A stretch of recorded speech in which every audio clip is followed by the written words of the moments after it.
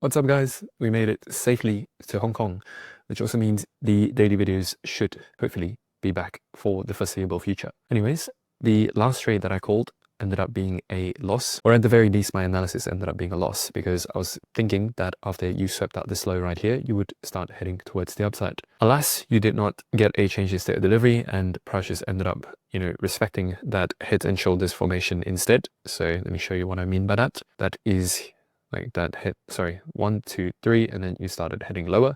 Eventually though, you did started going higher, but still on that day itself, like, yeah, my analysis was wrong. Unfortunately, it is what it is. The daily order block back here was a bit too strong, and I should have definitely took that into account. But hey, you win some, you lose some. It still puts us at 90 wins out of the last 111 calls that we've made, with the last one, the loss already being accounted into that. Anyways, in today's video, I'm hopefully going to, make a winning call. And yeah, let's get into it. So on the daily chart, yesterday's candle ended up being bullish. However, we are still in a bearish fair value gap at the moment.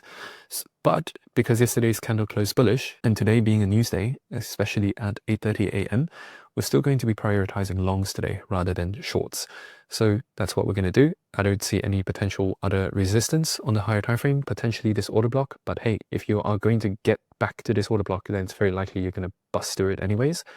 The reason being, on the daily time frame, you are still really, really bullish. Like, nothing's changed over there. If you just take a look at even the weekly chart or the daily chart, you are still very much forming higher highs and higher lows.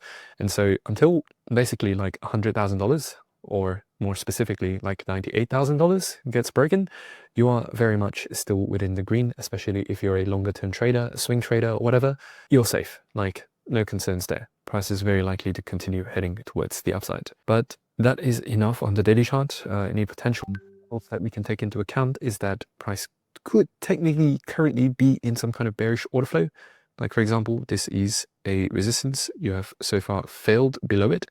And so theoretically speaking, the retracement should continue, especially if you are familiar with, let's say, Elliott wave theory. You have 1, 2, 3, right? But then within here, you have like 1, 2, 3 as well. I think currently 1, 2, 3, potentially there's another impulse down back into this bullish order block right here before price actually starts to bounce. That is something we can keep in mind. But just within the context of a intraday trade, again, this is what we're trying to do here.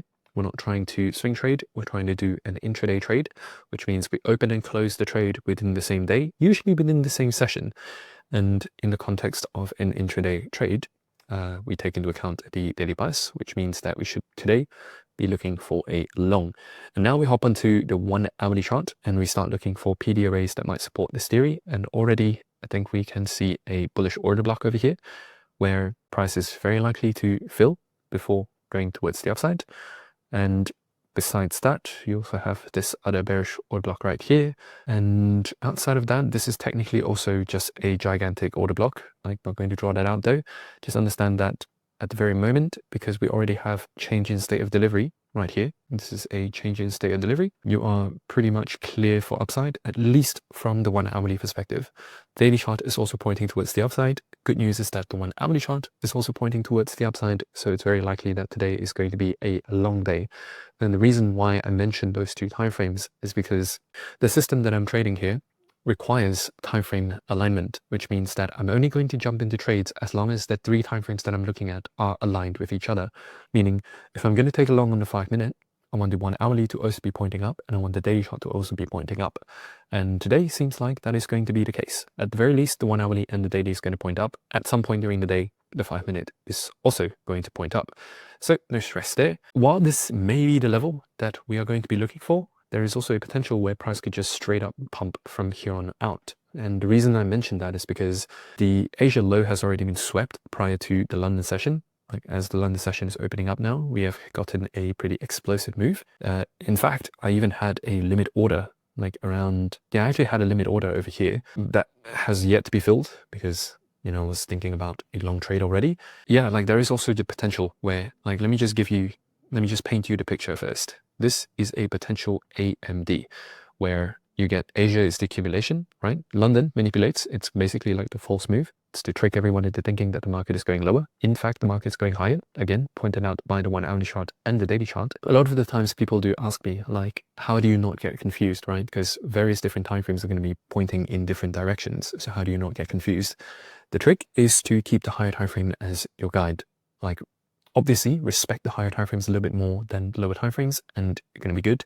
In this case, the 1 hourly is pointing up, the daily is pointing up. So even though this is manipulation, we can see it as manipulation, or rather, I am able to tell that it's manipulation because I'm following the higher timeframes. This is very likely going to be an AMD, although because we have news today at 8:30, we may have the potential of a second manipulation before price actually starts heading towards the upside.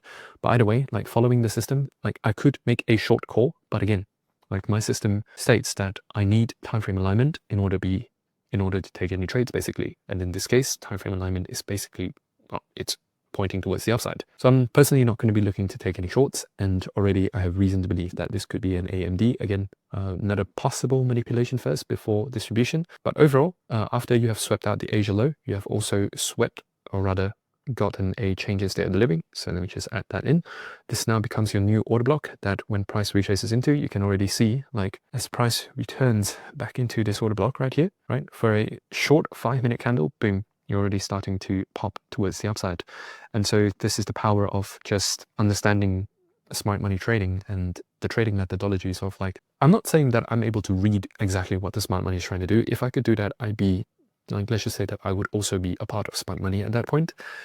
But there tends to be clues and footprints that these big players leave behind, and concepts that are proven to work time and time again. And if you'd like my help to implement these processes and this system for yourself, and when I say my help, I mean me and you, I'm going to work with you one-on-one to install the system that you have been seeing throughout all of these videos that have allowed me to achieve 90 wins in the last 111 videos, then feel free to click the first link in the description box below and book a call for bootcamp.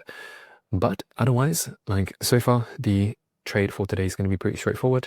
If you eventually get a retracement back into here, that's going to be a trade. If you sweep out this low and you get 5-minute changes to delivery towards the outside, that's going to be the second trade idea. And let's just look real quick at potential, potential invalidations don't really exist because, like, the 1 hourly time frame is pointing towards the upside, the daily chart is pointing towards the upside, and so I'm not going to be looking for shorts in the first place. But the invalidation for this idea would be if you get a 1 hourly candle close below 114, like 114,000, that would be again a bearish continuation. So it's a continuation of bearish order flow, and if you retrace back into that block right there, depending on what system you're using, very likely you're not going to be using the same system as I am. Then once you get down into here, that's the trade that you would take. Me personally, again, I'm not going to be looking for shorts. If anything, I'm only looking for longs. Otherwise, I'll see you guys in the next one. Bye-bye.